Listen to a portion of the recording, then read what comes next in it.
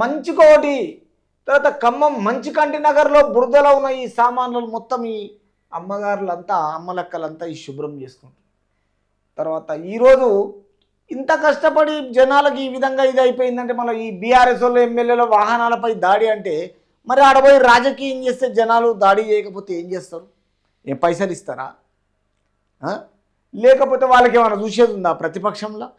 పోనీ అధికార పార్టీ లేకనే అరే వీళ్ళకి ఈ విధంగా జరిగింది, ఒక్కసారి అక్కడ కాలనీలకి వెళ్దాము, ఏ ఏరియాలో డ్యామేజ్ అయిపోయింది వాళ్ళని పరామర్శిద్దాము, వాళ్ళకు సహాయం చేద్దామని ఆలోచన లేదా?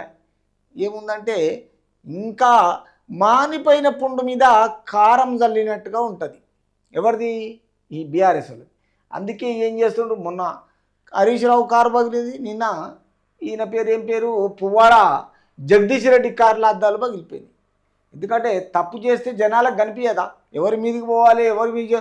అదే అధికారులకు సూచనలు ఇచ్చేసి సీఎం పోయి చూడు ఏడున్నాడు, మహబూబాబాద్లో మీడియాతో మాట్లాడుతున్నాడు, ప్రజల అందుబాటులో ఉంటున్నాడు, ప్రజలకేం కావాలనో చూస్తున్నాడు, ప్రజల మనోభావాలన్నీ దెబ్బతినకుండా వాళ్ళకు ధైర్యం ఇస్తున్నాడు. నేనున్నా, మీకు ఇల్లు గురించి, మీకు ఖర్చుల గురించి, మీకు ఇక్కడ నిత్యం ఏ ప్రాబ్లం రాకుండా వరద బాధితులకు మొత్తం ముఖ్యమంత్రి రేవంత్ రెడ్డి హామీ ఇచ్చుకుంటా ఉన్నాడు.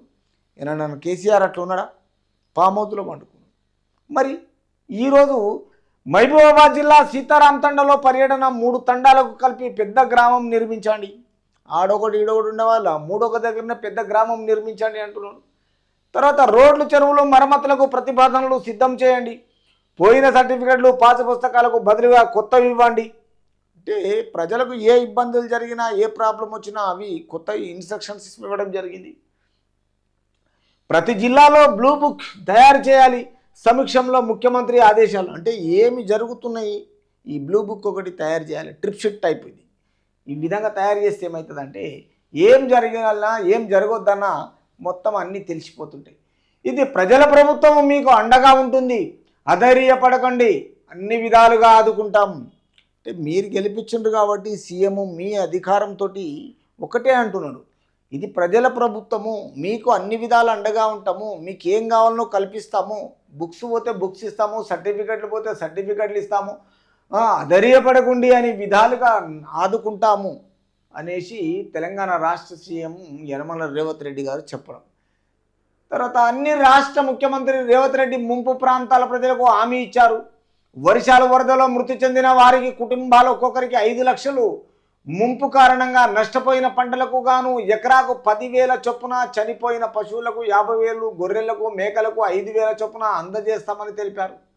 అంటే ప్రజలు ఏ విధంగా నష్టపోయినరో, ఈరోజు పంటలకు ఏం జరిగినా నష్టపోయిన దానికి ఒక రేటు ఫిక్స్ చేసి, మనుషులకు ఏమైనా జరిగినా, కుటుంబాలకు ఏమి జరిగినా, ఆవులకు మేకలకు ఆ రేట్లు ఫిక్స్ చేసి ప్రజలకు అనుకూలంగా ఉండి దీని విధంలో వాళ్ళకు అధైర్యపడకుండా రాష్ట్ర సీఎం అక్కడికి వెళ్ళేసి చెప్తున్నారు.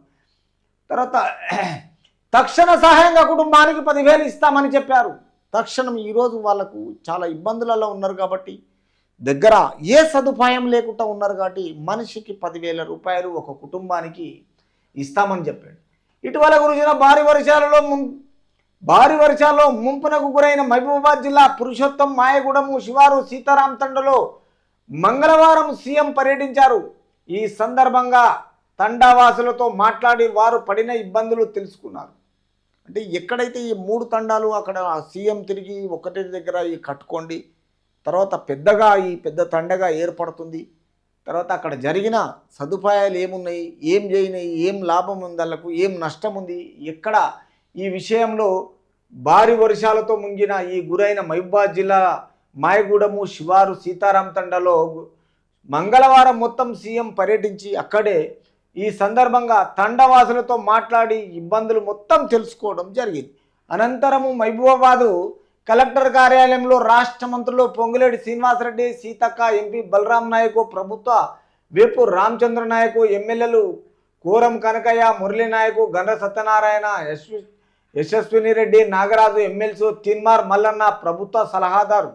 కాబట్టి ఈ విధంగా ఏమి జరగాలన్నా ప్రజలకు అందుబాటులో ఉండి చేయండి, వాళ్లకు ఏ ప్రాబ్లమ్స్ రాకుండా, వాళ్ళు ఎలాంటి ఇబ్బందులు లేకుండా చేయమని సీఎం అక్కడే ఉండి అధికారులకు సూచనలు ఇస్తున్నారు.